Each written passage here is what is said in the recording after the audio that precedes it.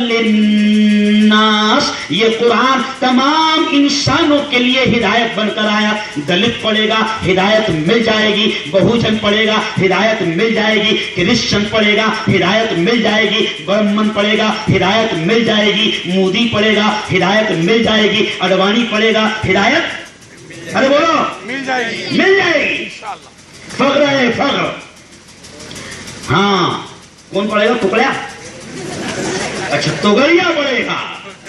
تو اس کو بھی ہدایت ملے گی۔ اور ہم چاہتے ہیں،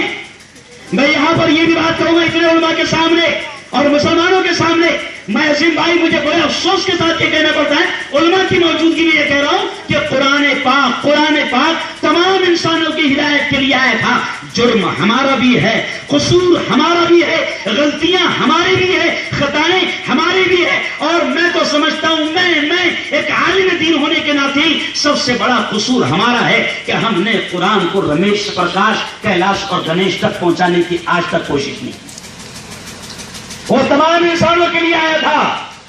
تمام انسانوں کے لیے آیا تھا،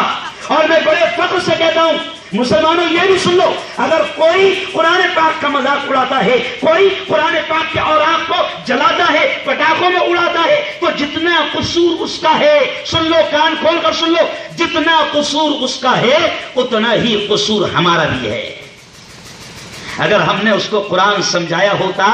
تو جیسے تو سینے سے لگاتا ہے، تو آنکھوں سے لگاتا ہے، تو اس کو چمٹ جاتا ہے، تو اس کو ہونٹوں سے چوم لیتا ہے، اگر تو نے اس قرآن کو اس تک پہنچایا ہوتا، میرے ہندو بھائی تک پہنچایا ہوتا، تو یقین مانو کسی ہندو کی ہمت نہ ہوتی، کسی ہندو کی مجال نہ ہوتی، اور کسی کی اتنی ہمت نہ ہوتی کہ وہ قرآن پاک کے اوراق کو جلانے کی کوشش کرتا۔ قصور ہمارا بھی ہے کہ قرآن سب کے لیے آیا تھا، ہم نے نہیں پہنچایا۔